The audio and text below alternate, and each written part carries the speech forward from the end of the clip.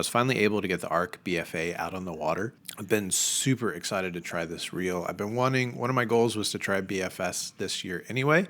And when this one came out, I couldn't resist anymore, and I picked it up, and I paired it up with a Daiwa Tatula XT light rod that casts 1/16 to, I think it's 5/8 ounce, and it's a 6'5" rod. So I'm just going to give you my thoughts on this combination. Maybe this is something that you would be looking at. A couple caveats though, so you know the perspective that I'm coming from. First, I am not experienced with BFS. I've had one kind of sort of BFS combo before that I got for a very specific purpose that I ended up getting rid of and not using. And so I'm not that experienced with BFS, so that's kind of going to color my experience a little bit here.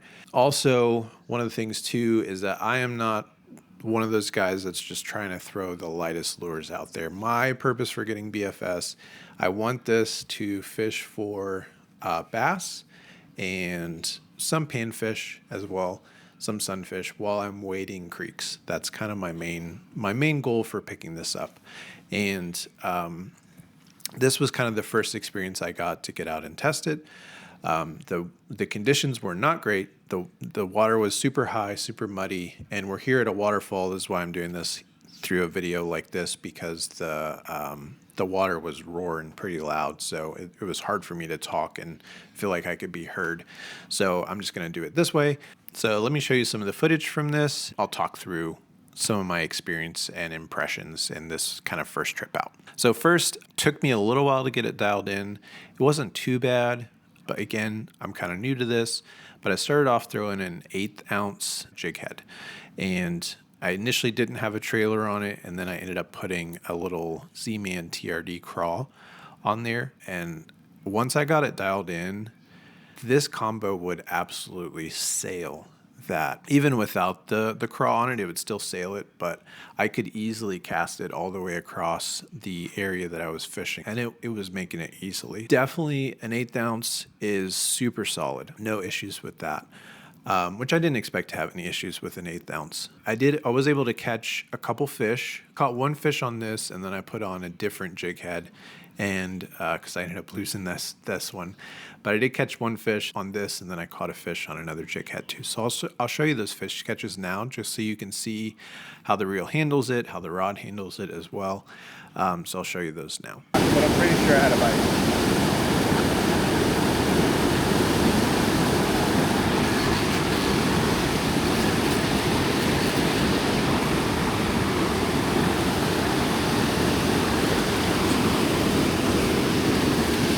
Wow, that's a nice smallie.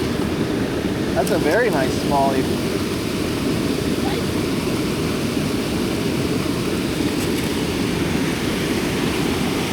That's a really good smallie for the creek.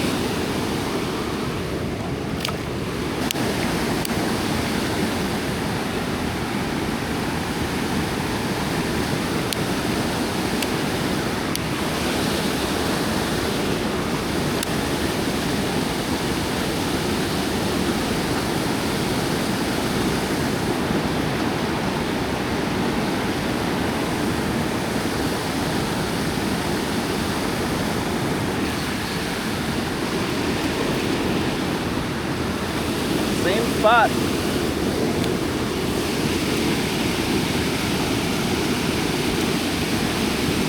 About the same size fish too.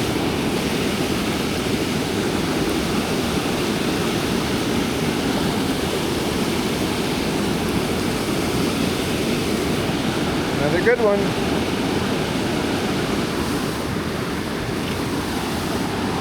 So after I caught those fish, I ended up just trying out different lures to see how it would cast. Again, the conditions weren't great, and I put on a Rebel Craw, tossed that around for a little while, ended up losing that too. This kind of current is not your friend when you're trying to not lose lures, but that's okay. I think the Rebel Craw, the normal size is like 1/5 of an ounce, something like that, and it had no issues casting that. And then after I threw the Rebel Craw around for a little while, I put on what was about 1/4 ounce chatterbait or bladed jig. It was actually from Dad Fish Tackle. And I put that on and threw it around for a little while. I didn't lose that one, thankfully. And it casted it no problem at all.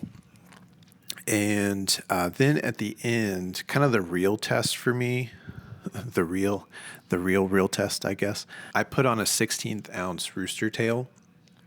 And for me, 16th ounce is about as light as I'm going to go.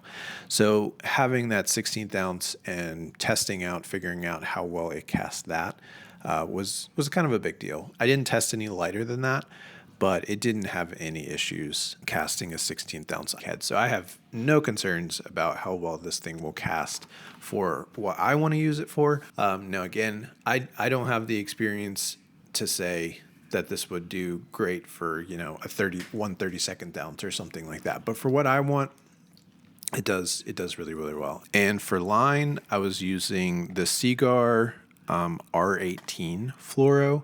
It's a JDM line, but they actually had it on sale at Cabela's for like $10 off. So I picked this up, and it really worked well. Now this is all I've tried, so I don't know if the line makes a huge difference at this point. I'm going to keep testing it out and figure out different things, but for now I'm really happy with how this casts and how the reel performs, and it's a lot of fun. So I was happy to get it out, and I'll keep posting videos about it as I get more experience with it. But the bottom line is my first impressions on this reel and the rod too. I really like it. It does what I wanted it to do, and I cannot wait to get in the creeks and start really fishing with this thing. It's going to be a ton of fun.